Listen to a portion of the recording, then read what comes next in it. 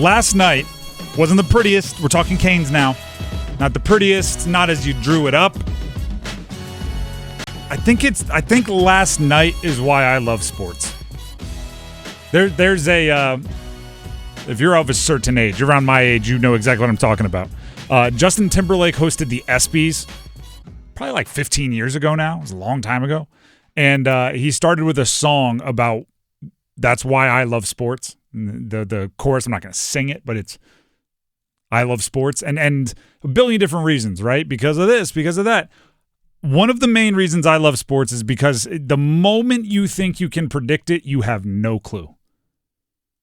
You watch a season of a series of a show, like a scripted show.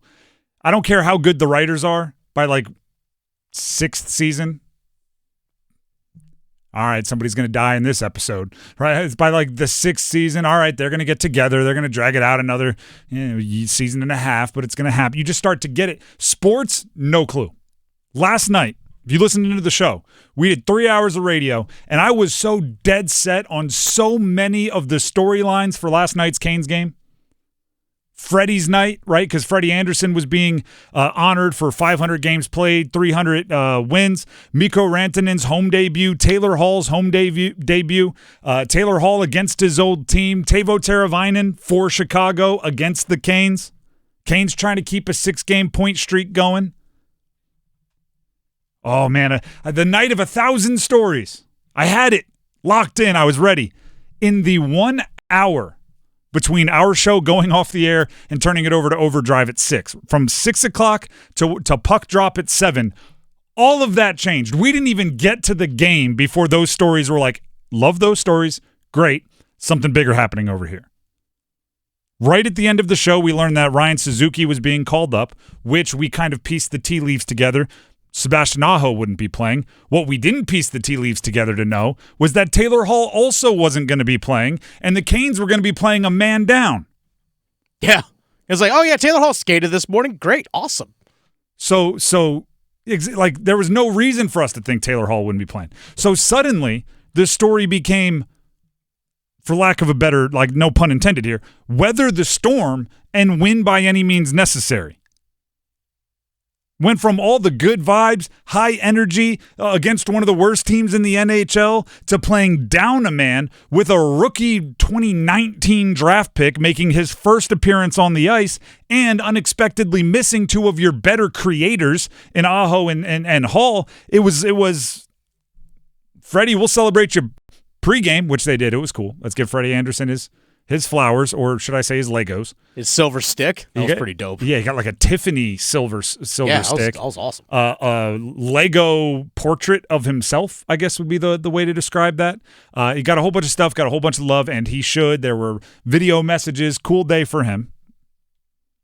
But once the game started, it was like, actually, Pyotr Kochetkov might have to do some things that we weren't expecting him to have to do in net because he's not going to have as much firepower support, as much goal-scoring support as maybe we thought.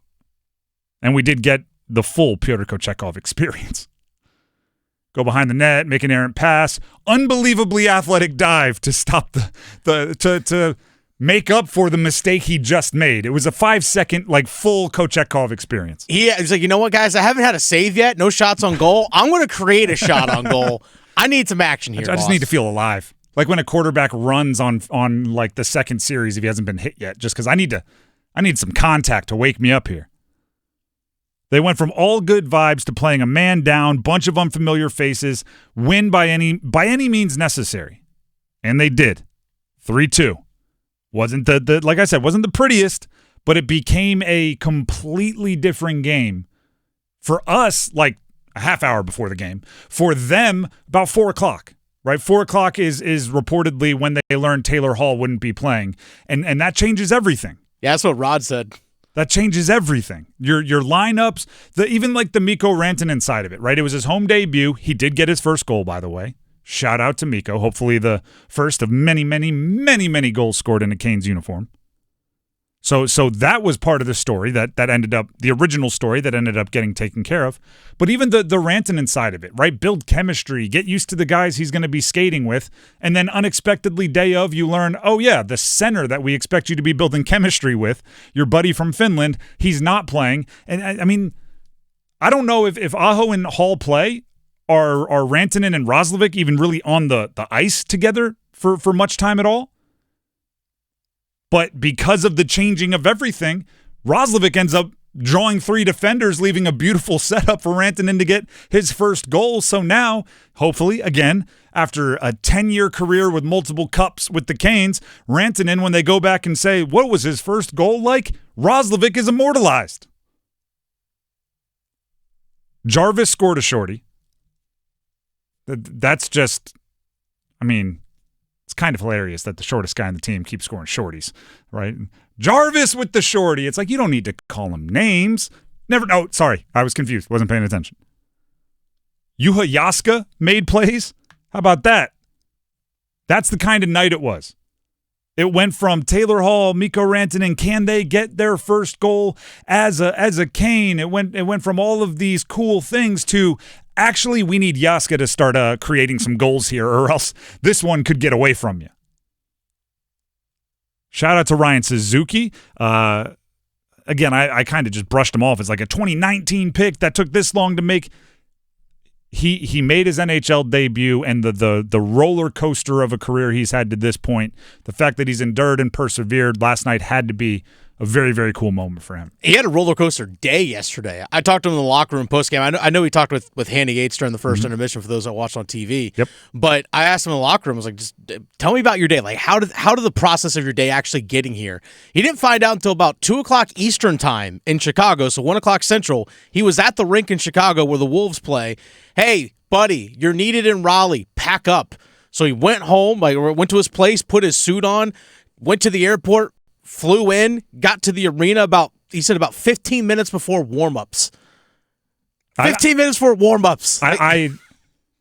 This is not an exaggeration. I think that's the best way to make your NHL debut.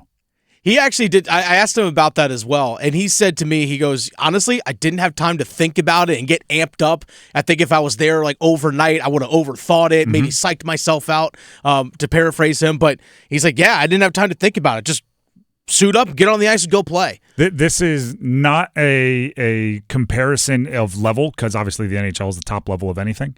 First time I ever did play-by-play was, and I've done this to others since, I was doing color commentaries when my first times on radio, and the play-by-play guy knew that I was going to get into that a little bit. So all he did was, we were in commercial, right? It was the end of a high school basketball game. In commercial, fourth quarter of a 10-point game, and with 15 seconds before we went back on air, he went, "Oh my gosh, I'm so sorry, I have to use the bathroom," and he just stood up and walked away. And I was like, producers in the headset, coming back in 10, 5. All right, well, so he had to step out of the booth for a second here, so I'll take you through the action, and that just took all the jitters away. I didn't over prepare. I didn't do it. And then, of course, so I do the whole segment, timeout, I send it to commercial, I take a breath, I turn around. The guy that was doing the play-by-play never left the booth. He was behind me. He did it as a way to have me, break this seal on doing play-by-play without thinking or making too much of a deal out of it. And I thought it was the best way to kind of break that in for me. And I think it's the same for someone like Suzuki, right? If you're like, hey, we're looking at next Tuesday, we're thinking of bringing you up to give so-and-so a rest day. And it's like, oh, gosh, next Tuesday. Okay, well, I better sleep well. I better eat well. It's too much. So I actually like that for Suzuki. And I like the game for the Canes. And I like that Rantanen got its first goal as a Cane in a home opener, or in his home debut, not a home opener. And I like that everybody's starting to settle in. It was a sloppy win, but what did you expect with what they were dealing with? Right? It's one of those deals where it's a sloppy win. You show me a sloppy win, guess what I'll show you? A win. A win. Rantanen after the game on the adjustment, new team, both on the ice and adjusting to new teammates off. It's not easy, but the guys make it easier for sure. It's been great. Every guy in the team, they're very tight with each other, which is obviously nice to see and easy to come into, because it's so tight. So it's gonna take a little bit more time to get fully comfortable with everything and on the ice, that it comes with instinct, so no thinking at all, which was better today for sure. I think we could have had a couple more goals there, but it's a lot of good players around me, so I'm happy. I think the adjustment when he is attacking, he's going to fit in anywhere, right? Like I said, I don't know if him and Roslovic have skated more than a couple minutes together in games, and I don't know if they've done much more in practices and morning skates and things together, but that worked out fine on a transition. You do see him occasionally, if you do like I'm just going to watch him, not watch the puck. You see him occasionally, I think, kind of grinding and thinking too much on the opposite end when they're back defending. But I mean, it's Kane's system. It's different. He'll figure it out. Smart guy.